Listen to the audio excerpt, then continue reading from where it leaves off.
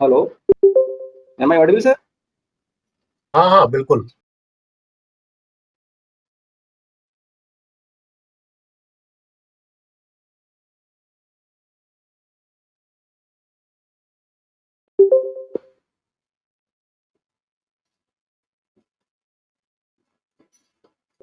So, very good afternoon to all the participants here. And as the program will progress, the participants will come. So, just I want permission from our director to start the program. So, with the welcome of all the participants present here, because it is the tradition of our Indian culture, we start each and every program with the prayer of Goddess Devi Saraswati. So just we are starting the prayer of Goddess Devi Saraswati. Just I am going to share.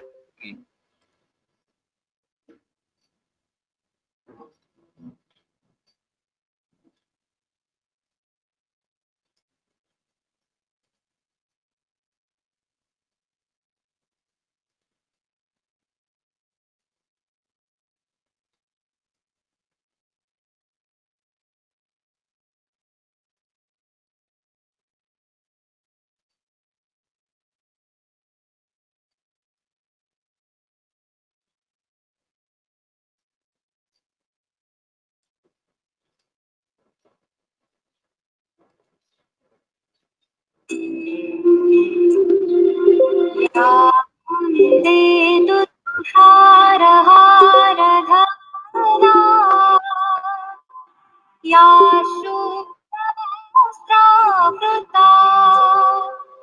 या वीणावरदण्डवण्डितकरा या श्वेतपद्मासना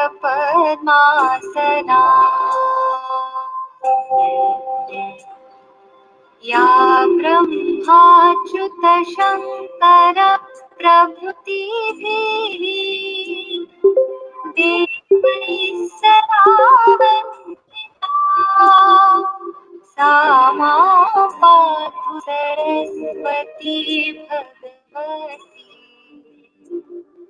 निःशेषजाड्यापहा।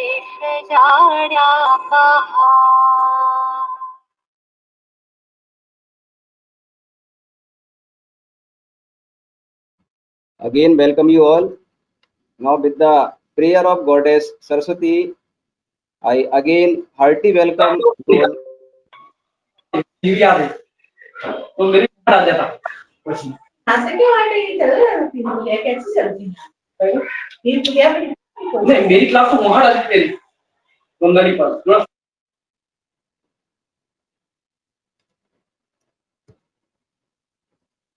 So, in the same tradition, our institute, Sagar Institute of Research and Technology, it comes under the SAGE group. So, just I want to share you a video which shows the development progress in all over the India by our group. So, just I am going to share our this video.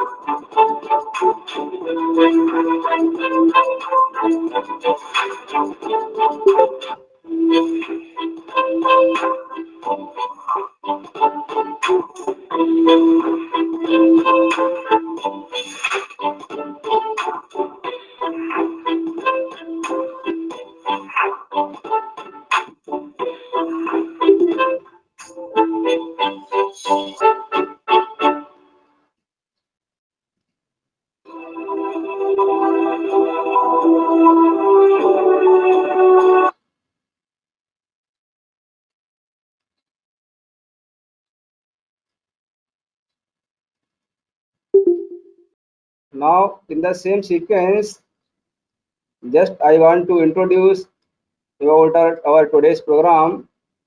So, the today's program is the International Faculty Development Program on Innovative and Entrepreneurial Ecosystem in Engineering for Post-COVID-19 Pandemic. This program is the 1 week program from 27th, means from today to 31st of July, with the theme of innovation, entrepreneurship, startup, and intellectual property rights. In this 5 days online FDP, we are having the speakers. Today's speaker is Dr. Muthu Singaram, CEO IIT Madras STIC Incubator.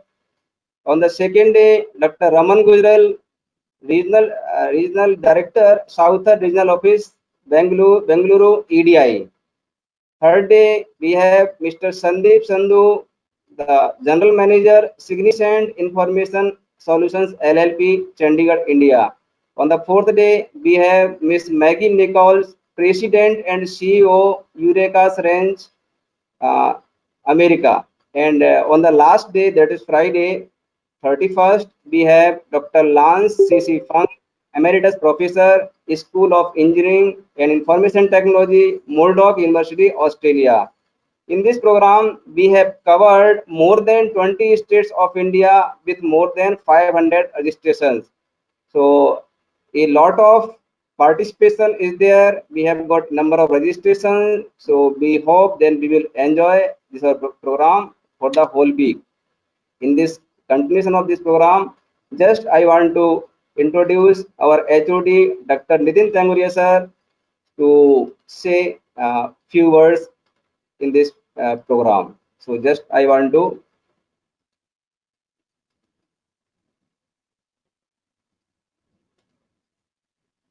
Dr. Nitin Tanguria sir. Please sir unmute yourself and say a few words. Okay. Good afternoon all. Myself Dr. Nitin Tanguria, working as a professor and head in Department of Mechanical Engineering. I would like to thank Dr. Kohli and Dr. Irshad for doing so much hard work for making this program success and start.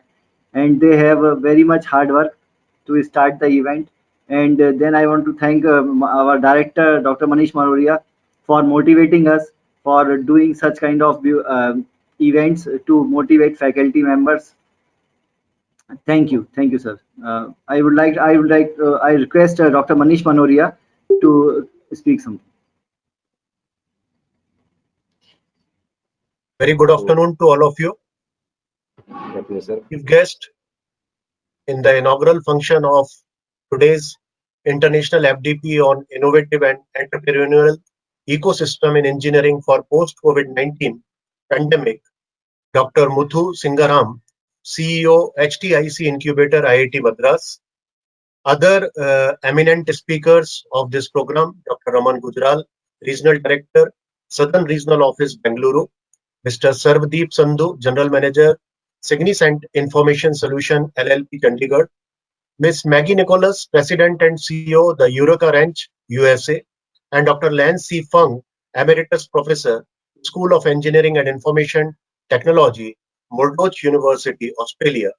Secretary of this FDP, Dr. Nitin Tenguria, Professor and Head, Department of Mechanical Engineering. Coordinators, Dr. D.K. Kohli and Dr. Irshad Ahmad Khan, Professor in Mechanical Engineering. Distinguished delegates from various parts of the country and abroad, faculty members, and my dear students.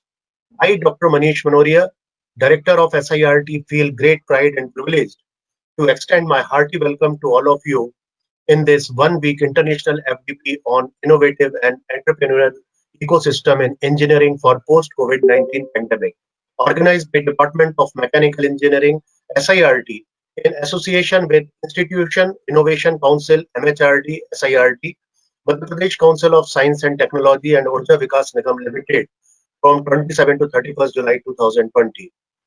Sagar Institute of Research and Technology, since its inception in 2003, continuously excelling in the field of education in engineering, pharmacy, and management.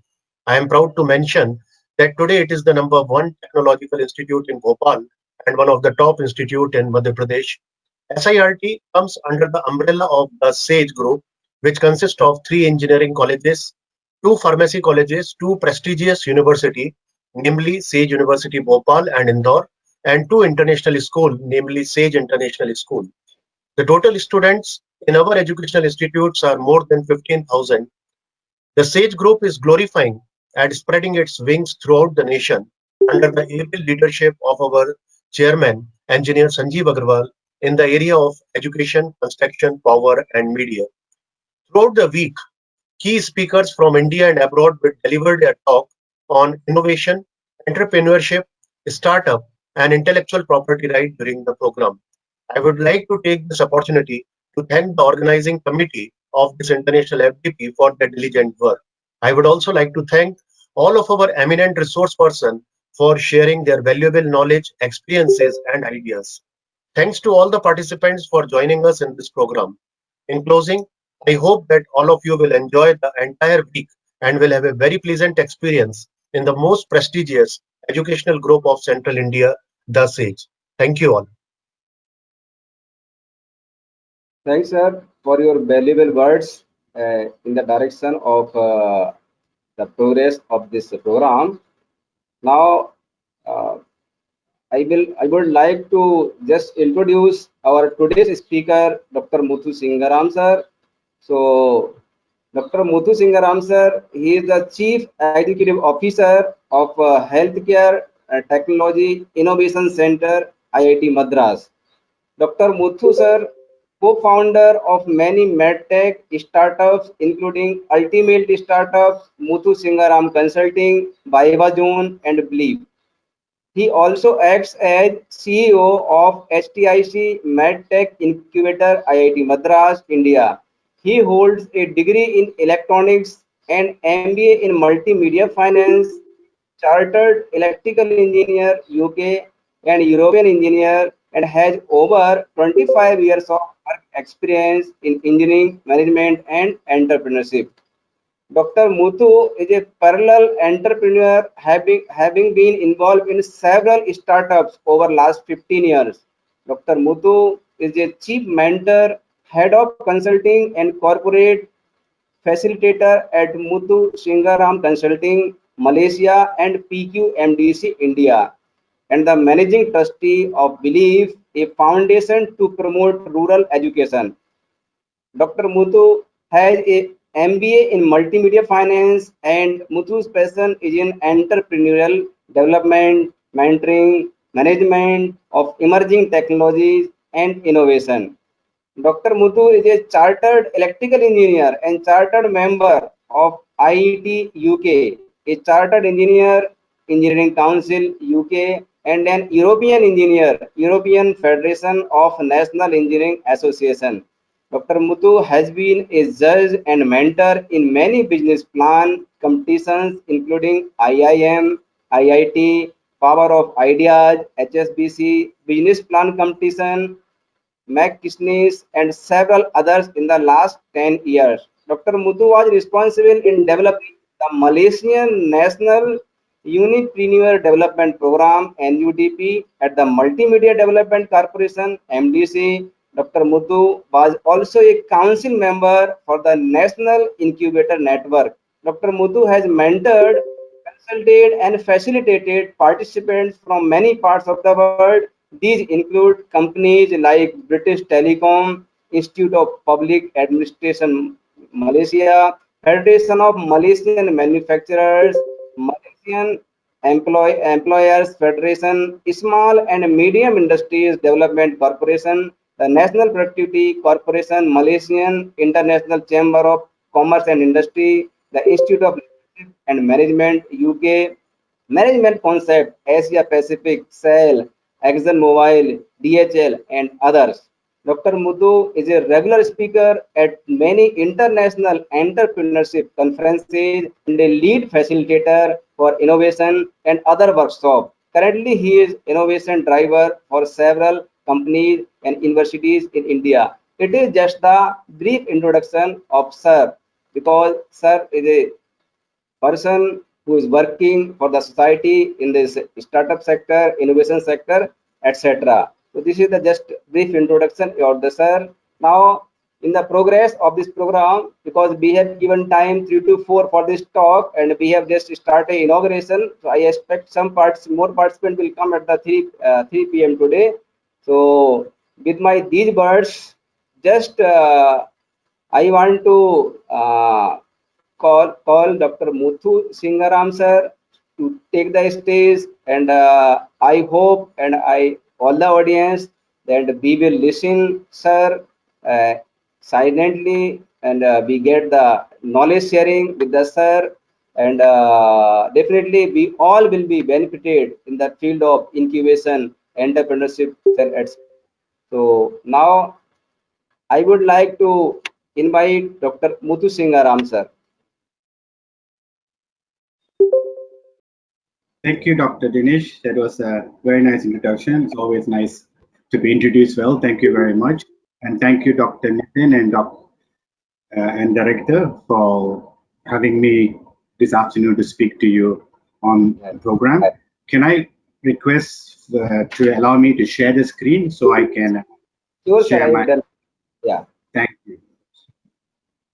Just let me work out how to share the screen. Yeah, sure. Are you able to see my screen by any chance? Yeah, Can you see my screen?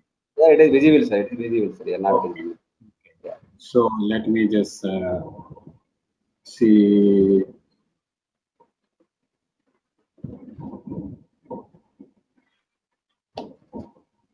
No.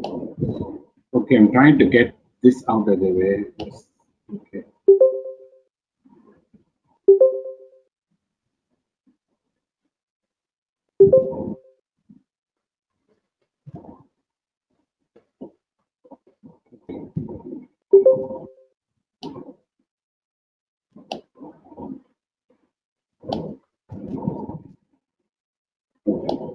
Sorry, I'm just trying to make sure that I don't get blocked by the screen.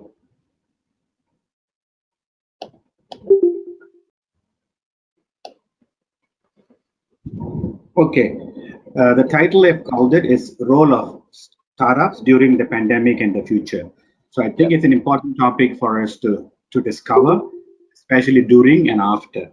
So the first slide I always put up is a 30-second exercise on what you would like to achieve in the next few minutes. I'll probably speak around 40 minutes or so, and then we can have a two-way interaction. So if you can just take a 30 and jot down what would you like to achieve with the title I have given, because we're going to spend some time together.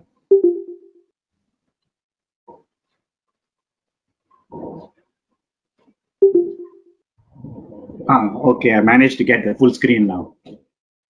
Yes. Great. I'll just keep quiet for a few seconds and then I'll start.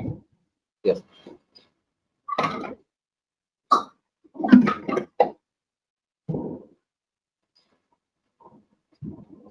Okay, what has the pandemic done? In the past, doctors were not very comfortable in doing telemedicine or even technology. But today, most doctors are happy to start doing telemedicine because few people have started going to the clinics and so on because people are scared. So definitely, the pandemic has made medical fraternity to be more tech savvy or willing to use technology. So it's very, very important. That's the first change we see in the pandemic.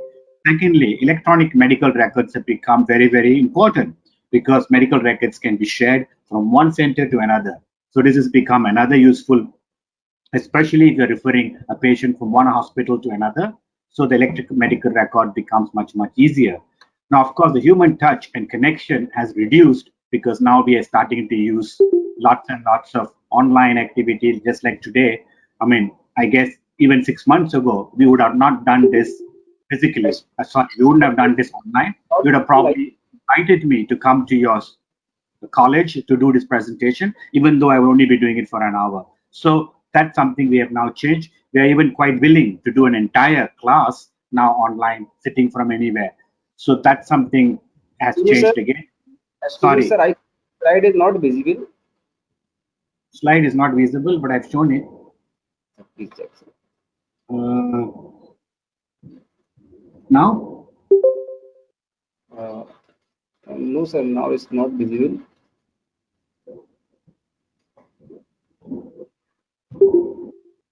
other people, can anybody see the slides? No, we couldn't see slides. Yes. Okay, so it mustn't be sharing. Let me just work out what happened because it was okay to start with. Yeah, it was initially it was okay. No, it has stopped sharing.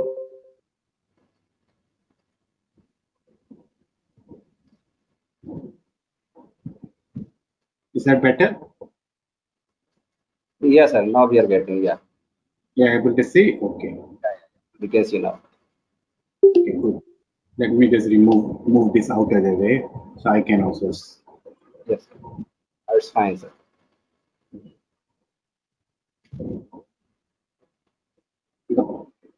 This we have seen. So as I was talking about the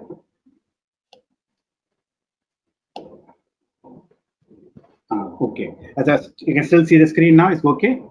Yeah, fine, sir. Okay. Fine, sir. Okay. And now triage has become very, very important. So recently, when I was discussing with some doctors in Mumbai, they said triage is now important because triage has got three activities. One, you do anything, the patient will die anyway. Secondly, you do nothing, the patient will live anyway. The third one is if you do something, the chances of the patient living is there. So this often is not the youngest patient or the oldest patient who will be in the 10th category. So a lot of doctors have to now make a decision between not looking at the earlier criteria of young or not young, and they have to make a triage.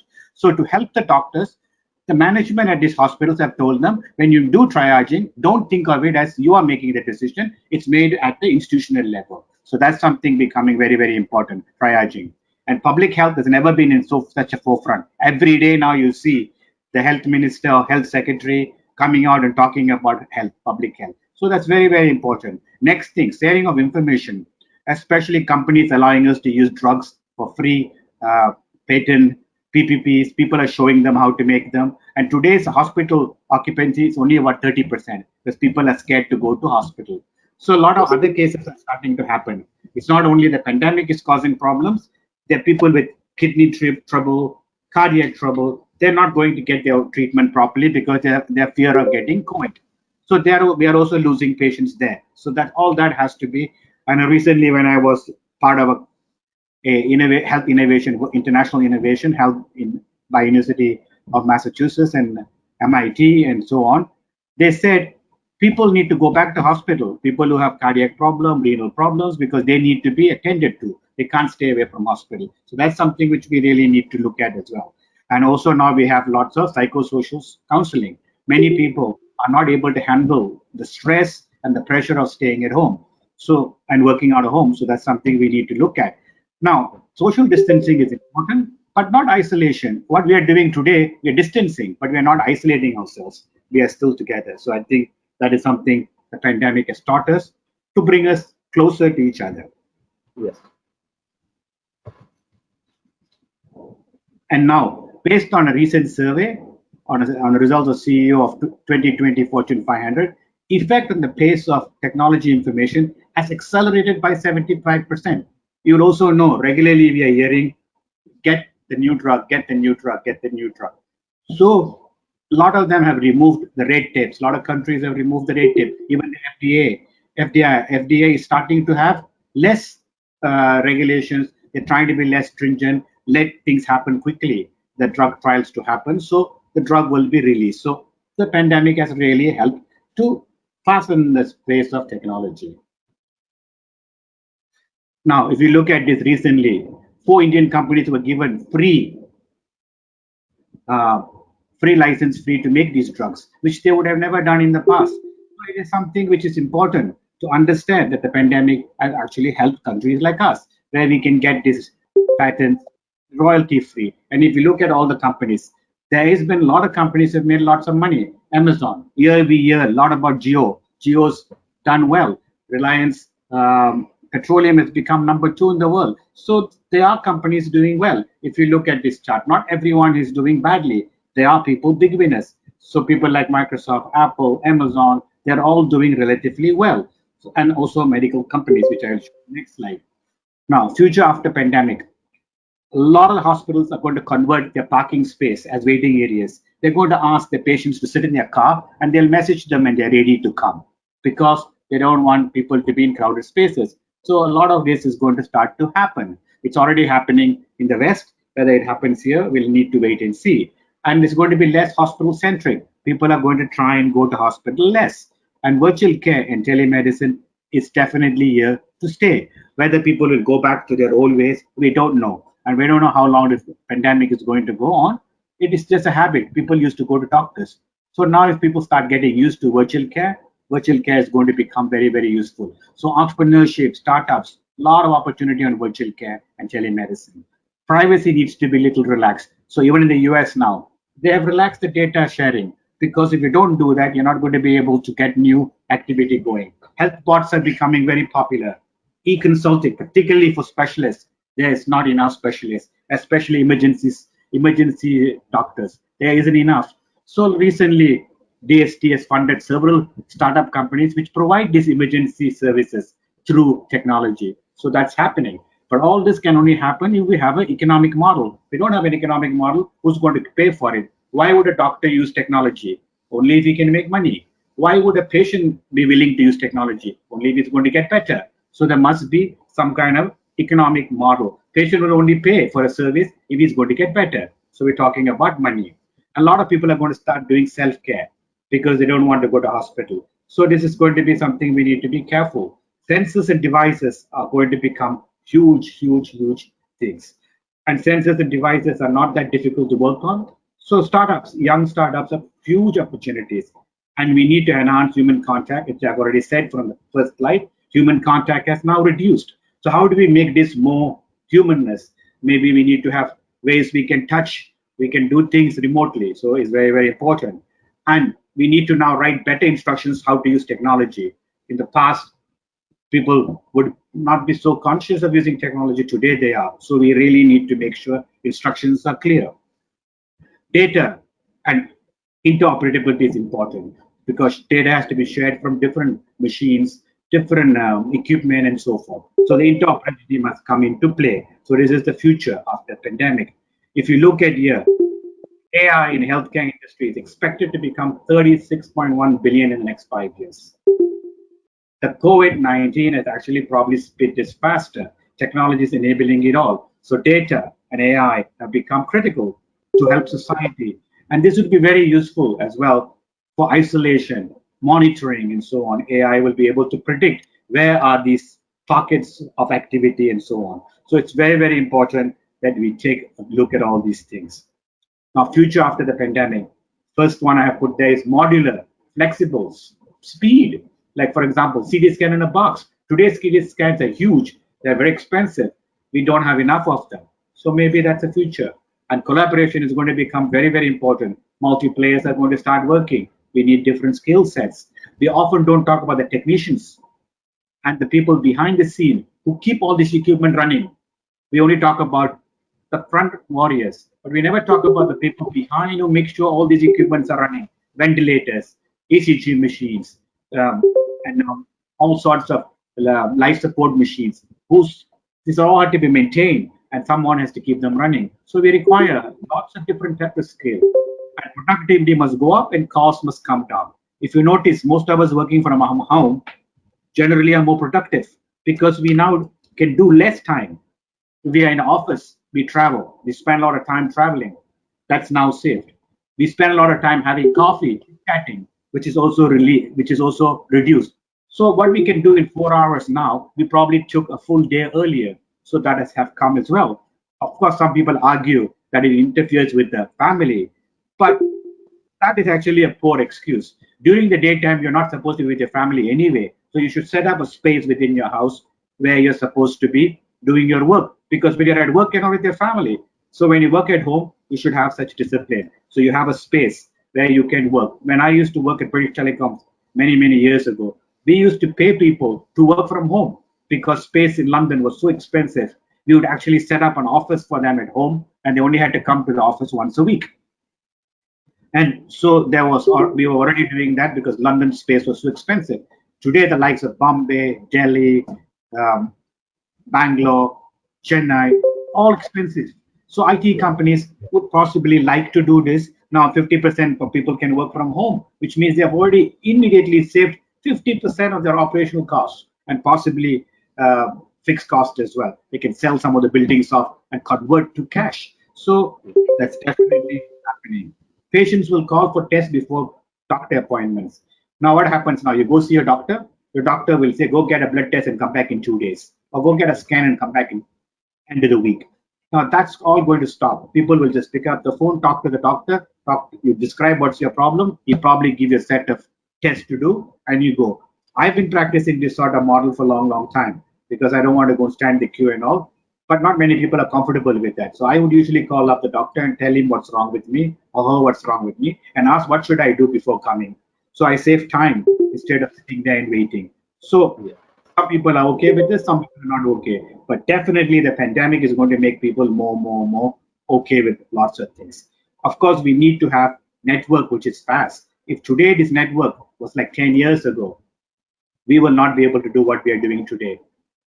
As I sit here, I am probably as clear as I would be there. So the network speed makes a big difference. This is how Jio capitalized the entire data game. They're the biggest data provider in the world today, all because they were giving away data at dirt cheaper price. So data in India is one of the cheapest anywhere in the world. So it helps. Almost everybody has a phone, you know. If we had gone to the villages even 10 years ago, people didn't have land phones. Today, everybody, even in the village, has a mobile number.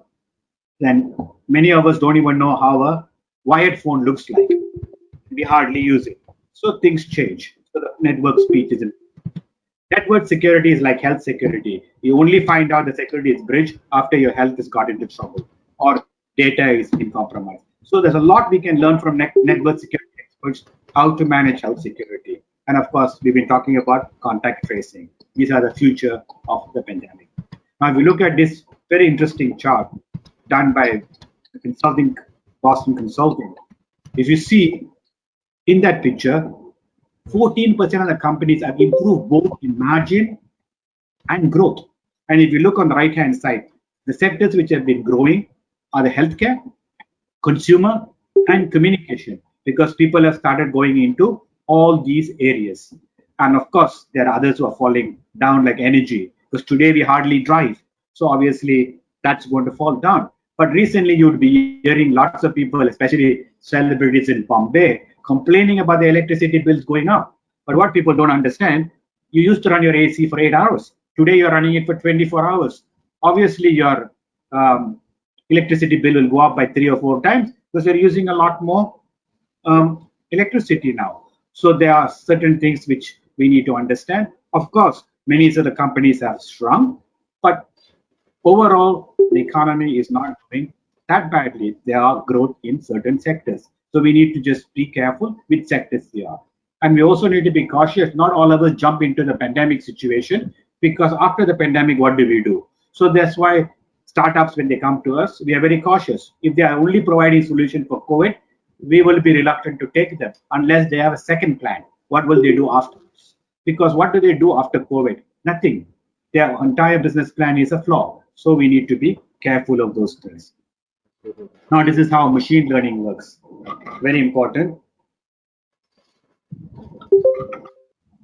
Machine learning involves artificial intelligence, which enables the system to learn. Now, a system can only be as good as the person who teaches. So whoever you use to train these machine learning equipment, AI, you need to ensure these people are very, very clever.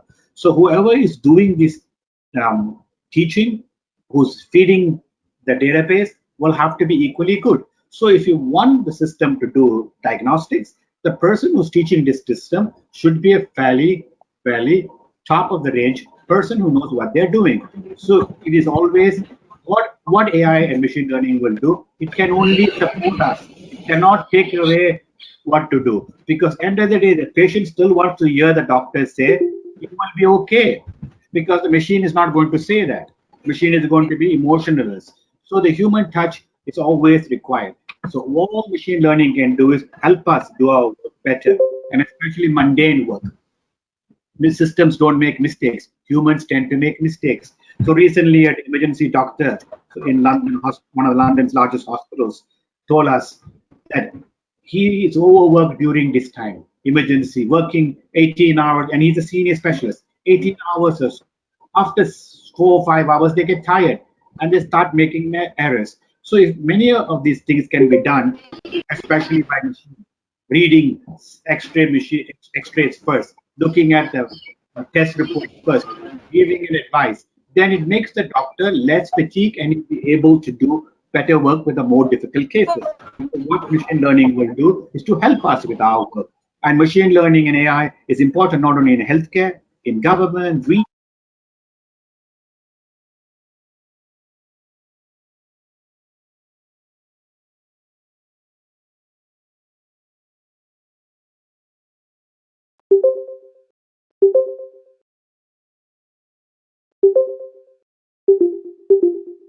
okay? Yes. Now, first area startup explore. Of course, today these are all overcrowded, but this was very, very important, making protective gear, masks, ventilators, sanitizers. But all this has now become overcrowded. So maybe the next two is what we need to focus on: vaccine and drug discovery, and also rapid test kits. That's something which is missing. So this too is probably a good way for startups to look at. And now the governments are very, very positive. They're willing to support startups in these areas. And these areas require a lot of money to get on. So today, healthcare is in the forefront, including in startup world. Earlier, people would have been reluctant to put money in healthcare or life sciences because of the cost. It would have been higher cost. But today, these are great opportunities. So investors are moving into these. Now, if you take a look at a comparison of an AI system and a conventional system for a doctor to diagnose a COVID patient, the AI system will give a physician a certain confidence level of what to do, look at the symptoms, and with AI support, they will be able to advise them, taking a sample from a large infected area and giving them advice how to get the patient taken care of, to quarantine, to admit, and then start an AI-based treatment and monitoring, and they will go into recovery, retest, positive, you stay isolated, negative, you get cured. On the general, the physician today with non-AI, they look at you and they make a decision based on your symptoms. So this is something, it may not work. They will be looking at multiple matches. It found, then they send you for test. This is where you are getting lots of false negatives and even false positives, because we're using number of multiple matches found, and then we are sending them out for test or not for test. If you use an AI system, it will be all very systematically done, and it can learn what's happening in time. So very important to go into AI. But the rest of it is exactly the same. The patient is quarantined or admitted, and then it is symptomatic, they're treated, and then they become recovered, retest for COVID-19, positive, they're isolated, negative, you send them home. So you can see, even having an AI system at this level, it helps the doctor make better decisions. They don't have to make the wrong decisions. Now, where AI in health can help us is particularly in R&D, fast drug discovery, because it's got all the data in existing database. It helps us. It will also help us in terms of regulatory compliance, which is very important in healthcare, unlike other areas where healthcare requires lots of regulatory compliance. So many of our young startups don't know what these are. So it's very, very important. It will also help us in terms of market intelligence, because it will have accurate past data, what is happening and what's not happening. And it's able to manage scientific information. Today, when you publish a paper, most of the journals give you a little template and they advise you which journal to go to by looking at your scientific information you're putting in. So this helps you to send it to a journal, which is the right journal for whatever your research has been. So that's something it helps. You need to get intelligent robots to do processing. So robots, bots, all these are becoming very, very important in AI, in health. Where would AI in health help us? Especially identifying and diagnostics, very important. It will help us in terms of drug discovery and manufacturing. You will hear lots of conversations going on right now. Will we be able to make enough dosage for the people once the drug is discovered? So with AI, you'll be able to manage your resources and you'll be able to manufacture faster. So if you have 5 or 6 plants, you'll be able to move your raw materials to the right plants to have these work. Biomedical imaging is of course been there for some time, but it still needs lots of more accuracy to be done. Now, personalized medicine is becoming very important. There are multiple drugs for each treatment. Some works better than others. So this personalized medical treatment will help. You would have seen a lot of companies now coming at genomes. They're looking at your genetical composition to advise you what drugs you should take, what you shouldn't take. We have 1 or 2 startups like that in our center. They will read your genetic code and tell you which drug is better for you and which. So that saves you. Some drugs work for us, some don't work. Even recently, my physician was telling me the same drug, different brands, work better on some people. So some brands don't work as well on some patients and works better on other patients, even though it's the same chemical composition. So there you are. So AI will be able to help us in this sort of activity. You'll have machine learning based behavioral modification. Of course, we've talked about e-records. They're very, very important. Clinical trials and research, it will be very useful. Crowdsourcing data, how do you get all this data? Radiology and radiotherapy, very, very important. It may not solve COVID-19, but it can surely help us predict. Today, I was looking at the Malaysian health secretary was giving a talk. Making a press statement. He's looking at different numbers, prediction numbers, and he's telling if the number goes beyond this, a certain reading, I will need to put everyone back on in restriction again. You can't go around. And his last comment was, based on these readings, my advice for you is to stay at home and not go out. So even though they have actually pretty much opened in Malaysia in the last month, they look like they're going to close down again. So it's like a vicious circle. So if you notice some of the states here at the weekend, they're closing, is to just make sure there's less people getting together, so less chance of getting spread. And the next one is robotic surgery. I'm sure a few months back, 6 months ago, someone in Gujarat was sitting in Ahmedabad and doing an operation, I think 50 miles away, a cardiac surgery. So that was one of the first things happened in the world. It was done here in Gujarat, where the surgeon was sitting in another remote area and doing the surgery. So all these things are going to become important. Now, looking at how AI can support companies. Today, we have a lot of uncertainty. With AI, you'll be able to get some prediction, forecast in real time, accelerate your decision making. So you start to have digital control towers and decision support. I mean, it's no guarantee, but it helps you with data, with future. It's not just looking at old data, it also gives you prediction. That's where AI is important. Operation and supply disruption, as now I described. If you have 5 locations, you will be able to relocate resources to improve cost and efficiency.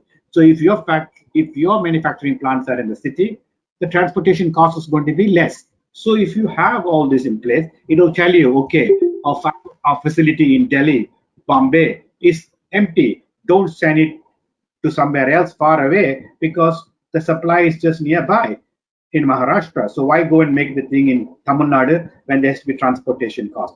Make it in Bombay. So all this in operation and supply chain can be disruptive and help. And it will also help you move your staff around where you don't have enough. You can move them quickly by having all this in place.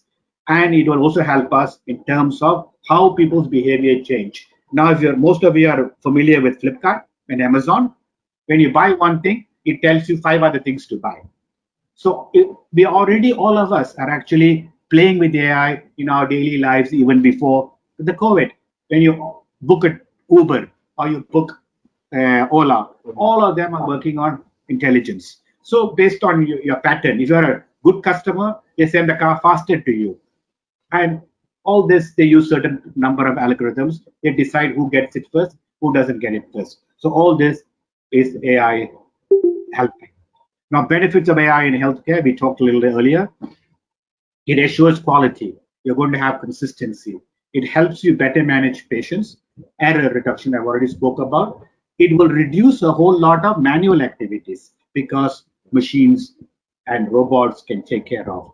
And data extraction will be precise. That is why earlier for the doctor to make that analysis on the patient was easier because it takes precise data extraction. And it's always consistent. Whichever doctor uses, it'll always be consistent.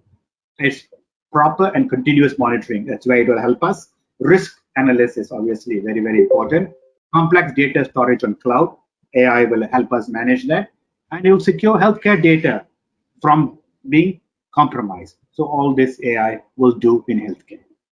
Now, way forward in AI, data science, and technology to manage COVID-19. AI will be useful to identify and track the focus of outbreak. It will help us diagnose the virus properly. It will help us in processing health claims faster. It will reduce face-to-face interaction between patients and hospital staff. It will also help us in terms of drone delivery, which will supply to areas where it's heavily contaminated. You can send a drone to drop supplies, so you have less risks. Sterilized robots can be used to deliver food even to patients. So instead of you pushing it under the door or whatever, the robot can at least deliver it and say something. So at least we are getting some kind of a contact, and it will be able to apply prediction, which I've already said. It also helps us in terms of protection of antipathogens. It will help us in non-compliance or infected individuals, and chatbots and supercomputers working on coronavirus vaccine. This is what AI data science can do for us. Now, other uses examples of AI in post-crisis. Obviously, we talked about robots. We can use them for operations of factory, especially in mundane work and dangerous work where you can make robots do. So less risk to health, less damage to your maybe hearing because a lot of noise. You send in a robot to go and clean it up. So there are already methodologies there, but we have not implemented many of this. AI can also enable us to give better life environment for demand labor force. It can actually monitor the work environment. For example, if the temperature is getting high, it can work on its own and make things happen. And I already talked about hyper-personalization of products online and so on. And to learn an underlying pattern of computer science. Very good, it can recognize images and human speeches. This is where AI would become super important after the COVID crisis. Now, we need to accept this new reality. There's a whole lot of uncertainty. Cost is going to increase. A lot of people are losing their jobs, unfortunately, because people are not able to pay. AI will be enabled to greater scale and scope needed to build redundancy while minimizing cost. So if cost is lower, companies will have more money, so they don't have to get rid of people. So all that also helps. So AI can help us. and it will help us tremendously in looking at e-commerce patterns, how these people are buying and doing new reality. So consumers may increase distinguishing between luxury items and important items. So it will help the stockists to stock the right thing, especially improve R&D, innovation, and new product development. If people are not buying the new products, it serves no purpose in spending money on R&D. You might as well improve what you have right now and get a better market share. So all that your AI can help you with.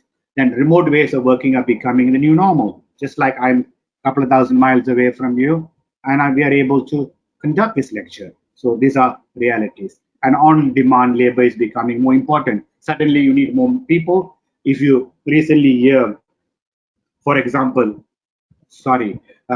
Amazon was hiring lots and lots of people in New York to do delivery. So, but they're all going to be only temporary. You're not going to keep them for long. So all AI will help with more numbers of delivery. The AI might be able to send out to people who are looking for delivery work.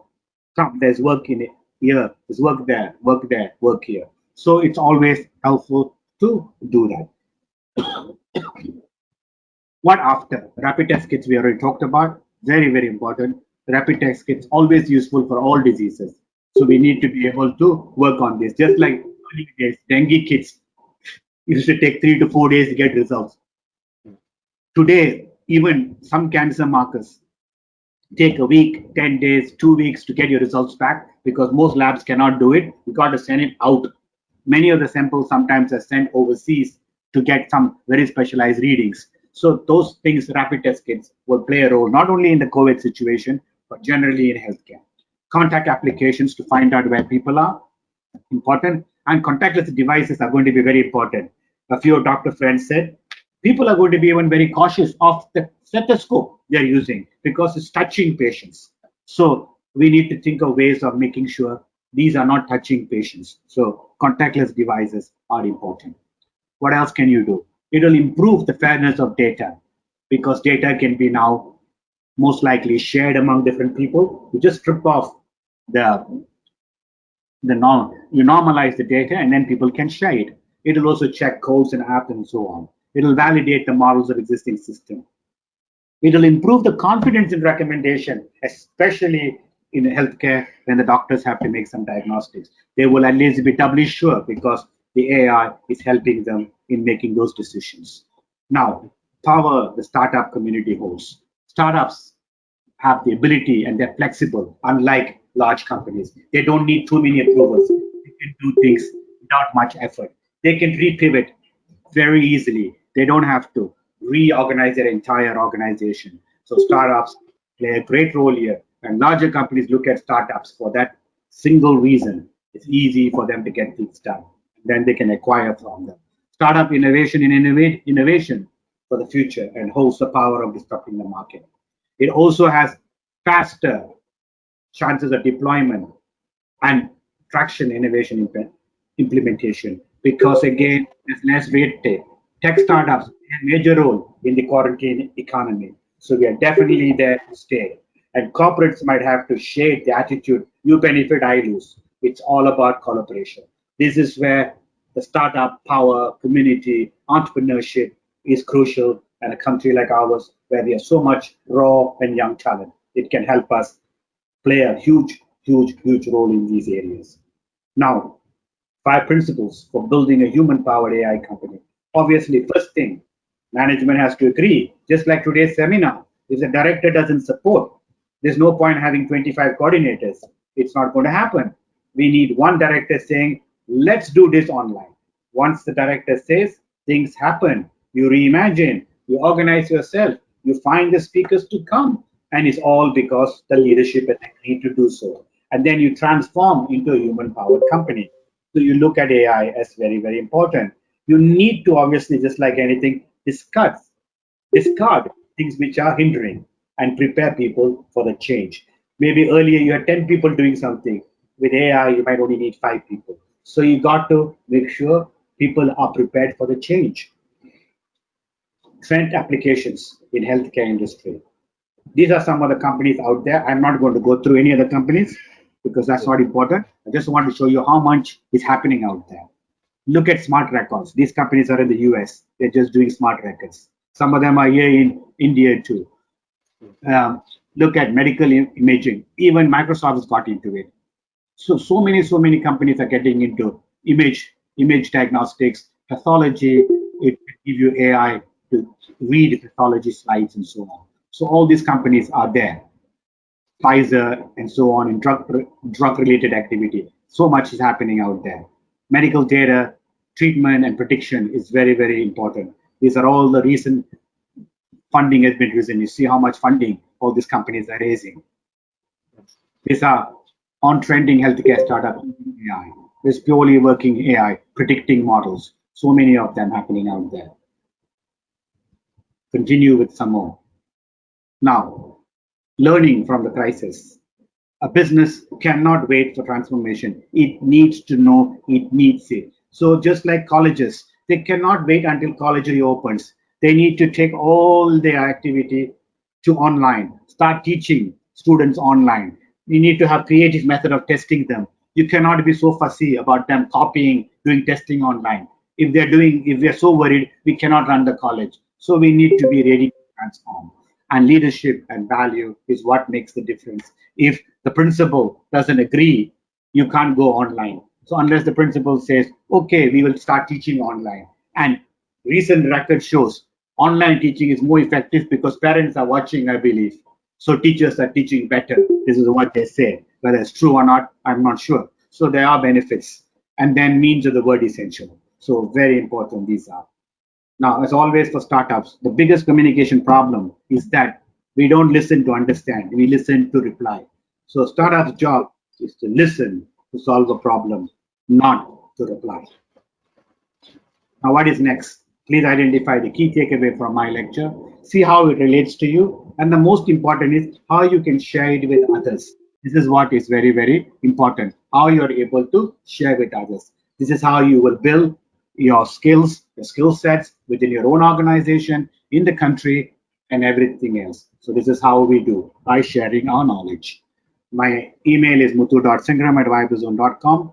My mobile number is 9790932420. And there's a couple of books on Amazon. If you key in my name, they'll come up. And we have a YouTube channel where I do a series of workshops now and again. Most of the sessions are 15-20 minutes, very specific to entrepreneurship and incubation. So that channel is there. You can watch it. I usually upload on a Wednesday night, new series comes out. It's usually anything between 10 to 20 minutes. So that's where how you find me. And with that, I'm going to stop. I think I've taken about 40 minutes to speak. So I always like to give an opportunity for the audience to interact with me, which means I also learned something for the day. So I can stop my sharing and I am open to questions. Please hit me with questions. It's a wonderful presentation, sir. You have covered a lot of topic in the AI related as well as including the COVID pandemic. So first, from the audience, anyone can ask question. You can unmute yourself and ask the question directly, please.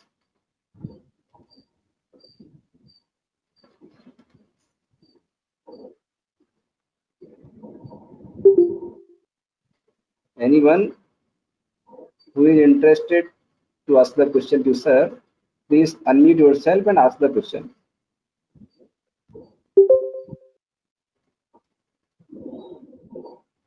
Maybe what is the audience? Are they mostly students, mostly faculty? Mostly faculties are there, sir. Faculties are there. Yeah.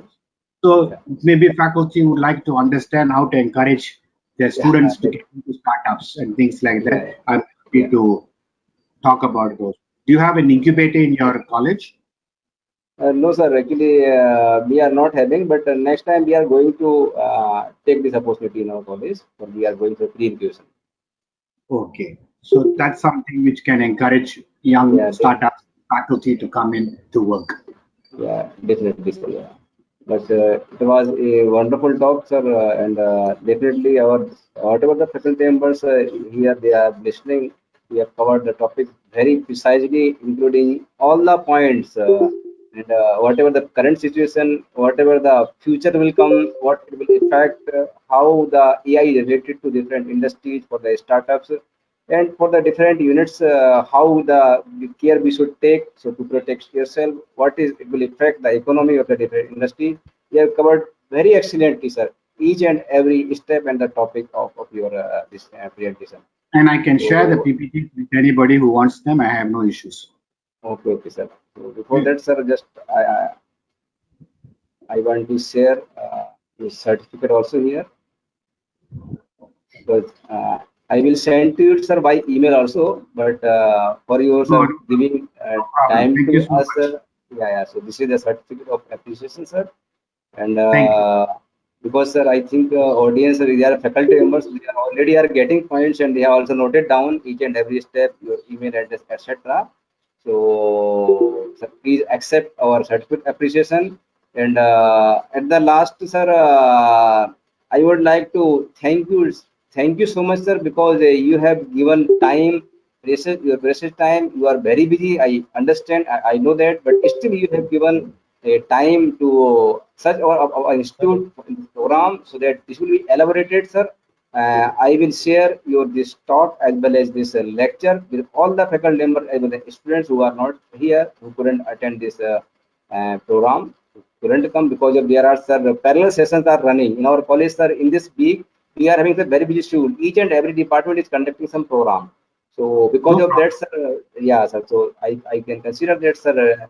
All the faculties couldn't come here. Some can join, could join them, that they can left because of they are also busy as a program because of that. But it was a wonderful talk, and thank you so much. Thanks a lot, sir. And definitely, sir, we will see you again, and again another platform, and we will meet again. Uh, Yeah, yeah, yeah. Please, yeah, please unmute yourself. Yes, anytime anyone wants to contact, please. yeah. Yeah, add- yeah, Can you hear me, sir? This is Dr. Gilan. yeah. Yeah, somebody Sir, asked a question. can you hear me? Can I go ahead? Yeah, yeah, yeah, yeah, yeah. Please unmute yourself and ask your question. Yeah. So Yeah, yeah, this is got an appreciation about, beautifully you said about what's going to come up. Now, yeah. now there are incubators in several institutions. Yeah. And then, is there any forum or how do we know I'm what not are able the to, unfortunately. Just type it in the box. And now, please, now unmute yourself now again, please. Yeah, somebody is, I think, trying to mute. So just what I wanted to know is what are the opportunities? You just said in a very generalized sense, the opportunities in the healthcare, the opportunities of the applications of AI and so on.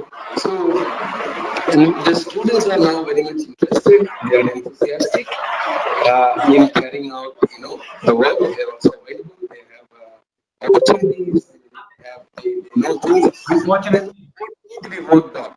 Now, in the ground reality, what are the exact issues that? Please unmute yourself, please. Yeah, could you just throw some light into this?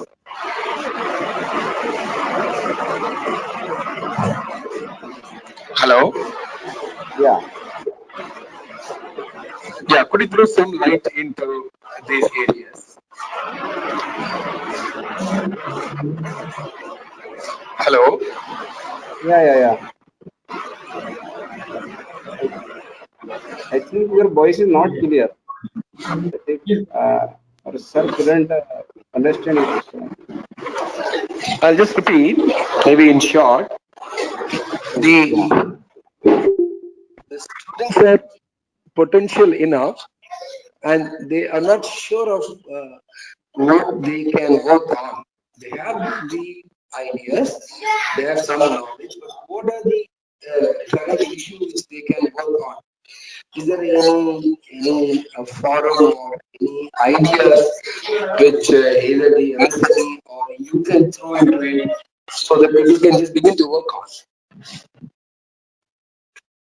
Is my question clear, sir? Unfortunately, I'm not able to hear you clearly. What I can hear is 5 years, someone has ideas, something like that is what I can hear. Are you asking me what they should do because they have an idea? Or Yes, why is it yes, so long? I'm not sure. So please tell me. yes. You got it correctly, sir. Yeah. So if they have an idea, first of all, they should do a survey, find out whether there's takers for the actual activity before they start building. Everyone knows how to build technology. You just need to make sure people want to take the technology. First of all, it should be feasible. Firstly, secondly, they should be able to have a business model. Like I already said it in my slides. Whatever we do, if there's no economic sense, no one is going to use it. Why would a hospital use any equipment? Because they'll be able to treat more patients.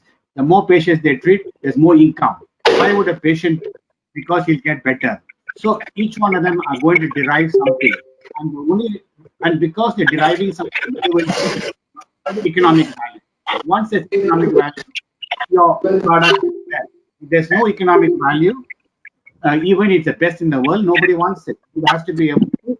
That is why they always tell startups, don't fight on lowering the price because the big boy is giving you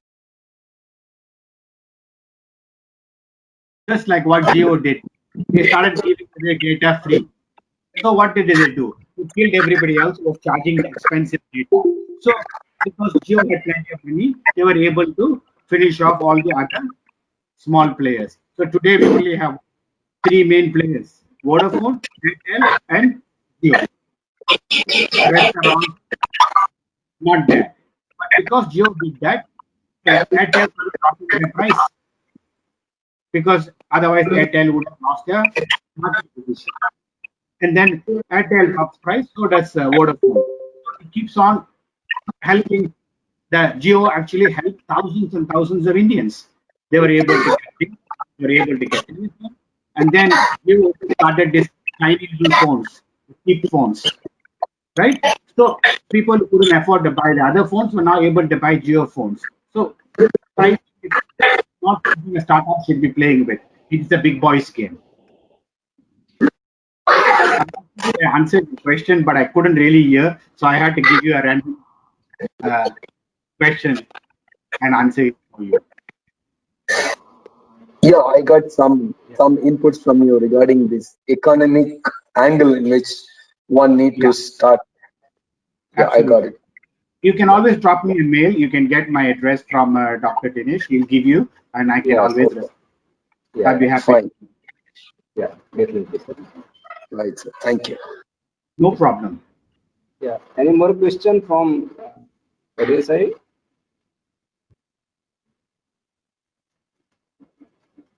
Hello. Yes, please. Hello. Sir, good afternoon. Good afternoon. Hello. Sir, session was wonderful. Sir, I have a question. Sir, what will the future of education sector after the pandemic? Actually, right now we are taking the class. After some time, the student feel to be fed up taking the long class.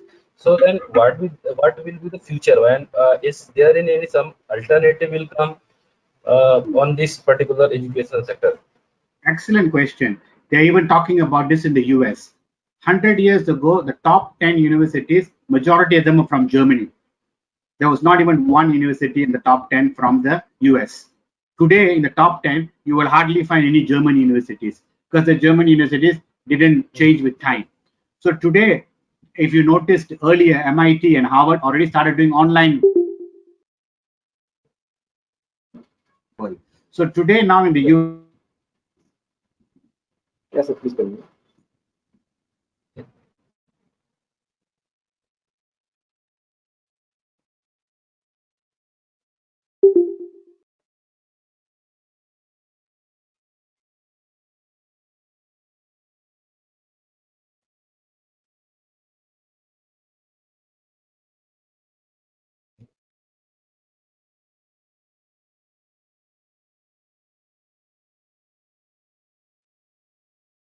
There was some another problem. I think sir lost the connection. can you hear me? No, sir. Hello, can you hear Yeah, me? yeah, sir. Yeah, sir. Yeah. Sure, sir. So Yes, I think education also we need to agree and change, especially basic courses where you have thousands of students. where you need to teach. Online might be a better model, and then specific courses like high-end research you might do personal train. So you might have to go into hybrid. That would be probably the future of education. We need to be open to go online now. And another thing you find, a lot of young people are not interested in going into formal education. They all just want to learn certain skill sets. So universities probably will have to now start providing those. Recently, IIT Madras has announced a BSc in data science, and you don't need to have you don't need to do the entrance exam. It is an online program. You come to class, you do exams, you do everything. It's a rigorous 4 years program or whatever, but it's online. Yeah. And you don't need to do the IIT entrance exam to get into that program. You just have to show what you have, and the intake should start anytime now, the first intake. Yes, sir. Yes. So we are all going to have to change, unfortunately. Yes, sir. You know, I think we require we require such better infrastructure. We Correct. get some equipment or some system, so the student feel like a classroom. So I think it would be better if we get Yes. such kind of infrastructure. So that is where that personal thing I talked about. Even the doctors, for them to go online, Yes, they yes. will need people to be on more personalized. Yeah, yeah. And you need to have human interaction somehow. So that's something which we need to look at Yeah. and work on. Yeah, sir, I have one question to you. Yes, please. Yeah, sir, actually, in the big cities, the people who are residing in that big city, they are having the facility of the internet, laptop, computer, tab, etc. But if we talk about the villages where the students are residing either in the school level of culture, they are having the problem of such facilities. So that it is suffering very badly. So what will happen about the villages, because we are in India having the 70-80% of villages, and they are suffering very badly because of this COVID, and they are not having the facility. So how it will You know, but impact? over the years, we have improved. Our infrastructure has improved. Yeah, Many years ago, when I used to visit my grandmother, when yeah, I was not living in India then, I used to live in Malaysia and the UK. yes, There were times when I called back my parents, the calls will reach Malaysia only after I went back. I would have booked the call 1 week earlier. Today, my mother speaks to me online with video every day, yes, yes, right? So things will yes, slowly change. So I think yeah, we have to be patient because we are a very large country. We have lots yeah, and lots of people out here. So I think yeah, it will eventually happen. Today, our telephone systems are not bad. They're reasonably good, even in the villages. yes, Reasonably good. I mean, you're right. A lot of we forget. That's why I said we are only talking about people with COVID, but there's a lot of other people struggling too. You know, other illnesses are also there. There are people starving. Maybe more people are dying in India of starving. We are not taking records of that now. yeah, definitely, sir. You know, because pandemic is the big thing now. You know, how many COVID patients you had in India? Are we better than there? Are we better? So they're all focusing on that, and we are forgetting about other things, Nothing, nothing. right? So I Yeah, think somehow this is where startups, individuals can probably play a role to help in a small way, not in a big way. I mean, we can't change a whole village overnight. We can only do little by little. yeah, yeah. So that's my take. Yeah, yeah.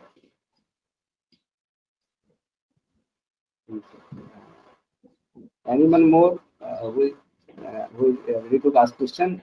If anyone is Okay. there. I think, sir, there is no more question now. Okay, And thank you you. have been, you have answered, sir, very excellently, and we are satisfied with your answer. And just we are also having the guidelines by you also, because we are in some institutes, and our colleague Dr. has also asked the question, and you also given that answer. And it was a very wonderful session, sir, and we are very Thank you. happy. And Thank you. so in this I case, hope sir, to now come and visit you. yeah, I hope to come and visit the college after the pandemic is over. definitely, sir. You are most welcome, sir. You visit our college, our university, and our completely sales group, sir. You are most welcome, sir. I'll be happy to do that as soon as everything comes back to normal. Sure, sure, sir. You are, see you And again, thank you sir. for inviting me. It has been my pleasure talking to all of you. Yeah, yeah. Thanks to you, sir, for joining us. Thank you so much, Thank sir. Yeah. Thank you so much. Thank Yeah, you. Okay. Bye bye. Stay Yeah. safe. Yeah. Bye. Bye. Bye, sir. Bye. God bless you. Thank you, sir. Thanks for joining, sir. Thank you very much. Bye bye. So in this way, this session was very good, and on this pandemic as well as startup, including the applications of the AI in the different fields. I would like to thanks to the participants who have joined and asked the question as well as get shared and benefited with the knowledge of this particular topic of the startup as well as incubation. And I hope in our next session we will meet tomorrow with Dr. Raman Vidal from EDI Bangalore. So see you again tomorrow at 3 p.m. with the uh, talk on our session creativeness for entrepreneurship. So now we are going to some of our session here, and we will meet tomorrow. We are ending meeting now here. Thanks to all. Be safe. Be careful.